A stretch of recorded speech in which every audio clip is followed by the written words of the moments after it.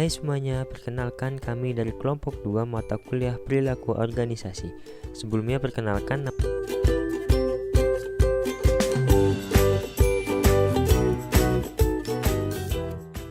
pada kesempatan kali ini kami akan menjelaskan salah satu materi perilaku organisasi yaitu komunikasi. Ditonton ya sampai selesai. Terima kasih.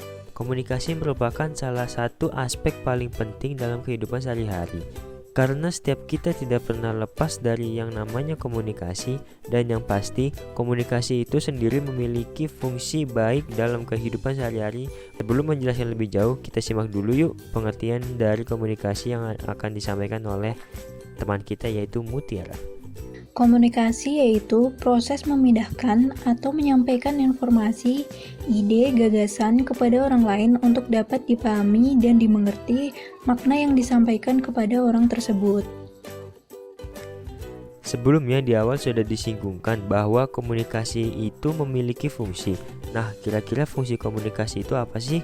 Langsung saja yuk kita simak penjelasan dari teman kita yaitu Betari. Terdapat 4 fungsi komunikasi. Yang pertama, pengendalian. Fungsi komunikasi ini untuk mengendalikan perilaku anggota dengan beberapa cara. Setiap organisasi mempunyai wewenang dan garis panduan formal yang harus dipatuhi oleh anggotanya. Kedua, motivasi. Komunikasi memperkuat motivasi dengan menjelaskan kepada anggota di dalam organisasi mengenai apa yang harus dilakukannya, seberapa baik mereka bekerja, dan apa yang dapat dikerjakan untuk memperbaiki kinerja yang di bawah standar. Ketiga, pengungkapan emosi. Komunikasi yang terjadi di dalam kelompok atau organisasi merupakan mekanisme fundamental di mana para anggota menunjukkan kekecewaan dan kepuasan. Oleh karena itu, komunikasi memfasilitasi pelepasan ungkapan emosi perasaan dan pemenuhan kebutuhan sosial. Yang terakhir ada informasi. Komunikasi memberikan informasi yang diperlukan dan kelompok untuk mengambil keputusan melalui penyampaian data guna mengenali dan mengevaluasi pilihan-pilihan alternatif. Secara teori terdapat 3 arah komunikasi dalam organisasi. Nah, topik kali ini akan dijelaskan oleh teman kita yaitu Rizky. 3 arah komunikasi. Yang pertama, arah komunikasi ke bawah. Komunikasi ke bawah yaitu komunikasi yang mengalir dari satu tingkat dalam kelompok atau organisasi ke tingkat yang lebih bawah. Misalnya, para manajer yang berkomunikasi dengan para bawahannya. Pola ini biasanya digunakan oleh para manajer atau pemimpin kelompok untuk menetapkan sasaran, memberikan instruksi pekerjaan, menginformasikan kebijakan, dan mengemukakan umpan balik tentang kinerja. Arah komunikasi ke atas. Komunikasi ke atas yaitu komunikasi yang mengalir ke tingkat yang lebih tinggi dalam kelompok atau organisasi. Komunikasi ini digunakan untuk memberikan umpan balik ke atasan, menginformasikan mereka mengenai kemajuan kesasaran, dan menyampaikan masalah-masalah yang dihadapi. Yang ketiga, arah komunikasi lateral atau horizontal. Komunikasi horizontal yaitu komunikasi yang terjadi antara anggota kelompok kerja yang sama, baik antar sesama pekerja atau antar sesama manajer. Komunikasi horizontal berfungsi untuk menghemat waktu dan memudahkan koordinasi. Sebagian besar dari kita pasti pernah mendengar istilah komunikasi interpersonal yang terdiri dari komunikasi secara lisan, tertulis, dan komunikasi verbal. Untuk lebih mudah dipahami, berikut penjelasan dari praktek dari kelompok kami.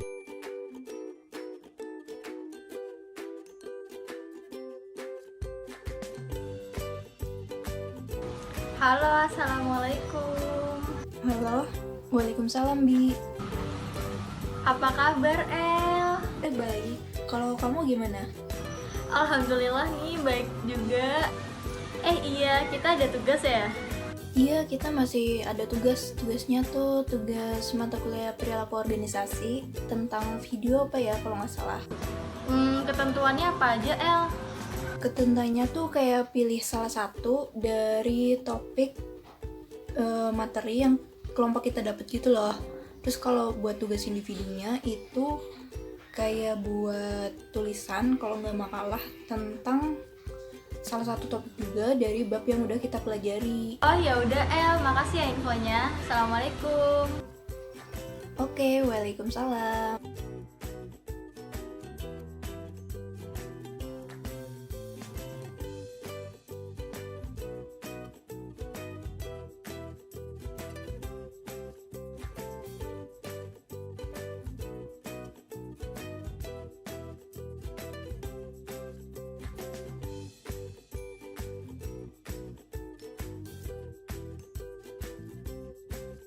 Halo, Assalamualaikum. Waalaikumsalam. Kamu Gimana udah dok? ngerjain admin belum? Kalau belum kita ngerjain bareng yuk. Yaudah aku ke kosan sekarang ya.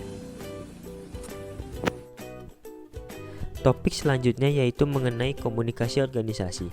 Bagi teman-teman yang aktif dalam suatu organisasi formal ataupun informal, kalian pasti tahu kalau dalam komunikasi organisasi itu terdapat 3 jenis. Yang pertama itu ada jaringan kelompok kecil formal, yang kedua jaringan komunikasi informal, yang ketiga komunikasi berbantu komputer. Agar bisa lebih memahami kembali mengenai komunikasi organisasi, berikut penjelasan dan praktek dari kelompok kami. Jaringan kelompok kecil formal terdiri dari 3 jaringan, yaitu yang pertama, jaringan rantai. Jaringan rantai secara kaku mengikuti rantai komando formal. Jaringan ini mewakili saluran-saluran komunikasi yang dapat ditemui dalam suatu organisasi pada tingkat yang kaku. Yang kedua, jaringan roda. Jaringan roda bergantung pada satu figur sentral yang bertindak sebagai perantara komunikasi antara semua kelompok. Jaringan ini akan ditemukan pada sebuah tim dengan seorang pemimpin yang kuat. Yang ketiga, jaringan seluruh saluran.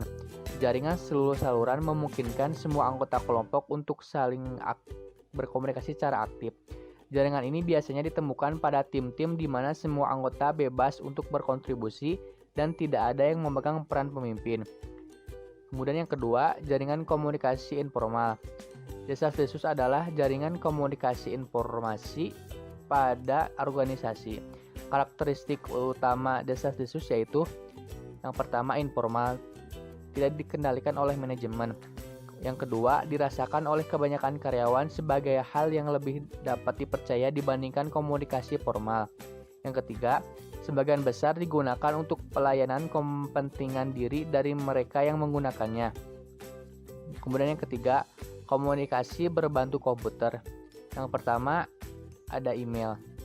Keuntungannya yaitu dapat ditulis, diubah, dan disimpan dengan cepat.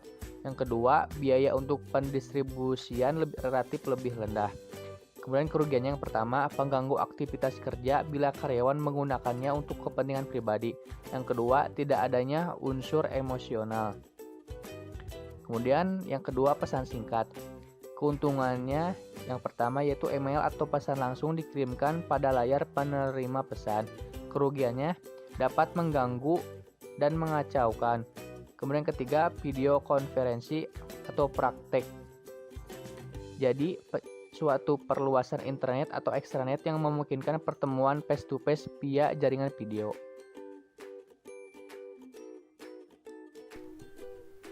Dalam prakteknya, komunikasi itu tidak hanya sebatas ngobrol secara tatap muka saja, melainkan juga bisa secara virtual. Dan baik komunikasi secara langsung maupun tidak langsung, terdapat saluran komunikasi yang berbeda-beda.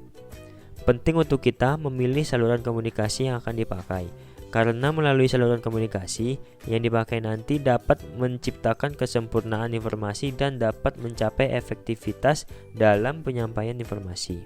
Seperti contohnya, ketika kita memilih email sebagai saluran komunikasi, maka kesempurnaan salurannya rendah. Namun, hal ini lebih cepat untuk tersampaikan dan bisa dilakukan secara rutin karena sifatnya yang fleksibel.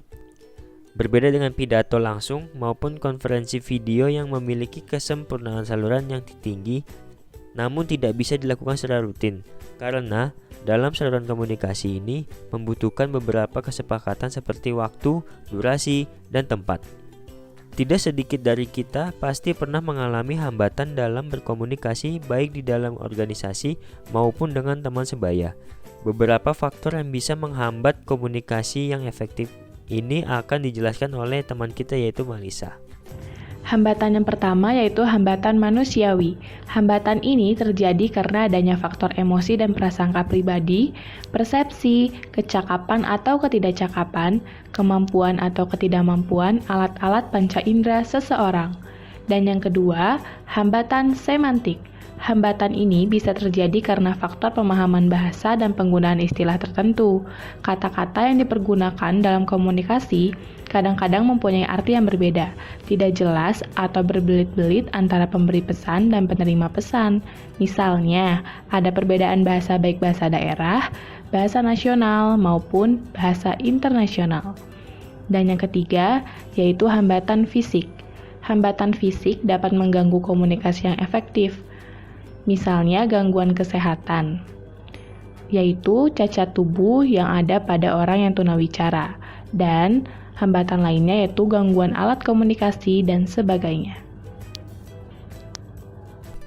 Selanjutnya, kelompok kami akan memberitahu kalian beberapa isu terkini dalam komunikasi, yaitu akan disampaikan oleh teman kita yaitu Aji.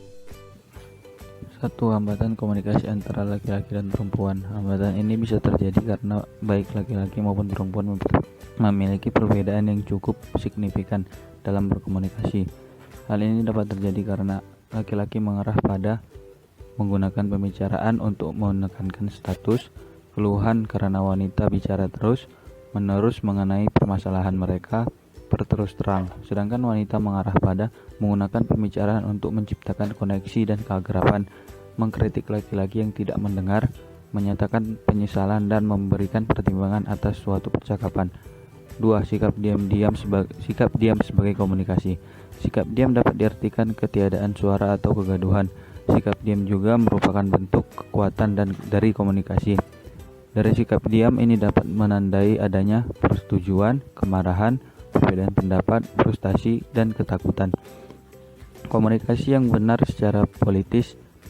Yang dimaksud dengan komunikasi yang benar secara politis yaitu memiliki pembendaharaan kata yang luas sehingga dapat berkomunikasi dengan baik dan benar secara politis. Dalam suatu kekuatan pekerjaan yang berbeda, kita harus sensitif terhadap bagaimana kata-kata itu mempengaruhi orang lain. Seperti contohnya orang cacat jasmani, buta, dan lebih tua. Dapat digantikan dengan kelemahan fisik, lemahnya penglihatan, dan senior. Nah, itu tadi beberapa penjelasan mengenai materi komunikasi yang dapat kami sampaikan. Terima kasih ya untuk teman-teman yang sudah menonton video ini sampai akhir. Stay safe terus dan jaga kesehatan selalu ya. Bye, terima kasih.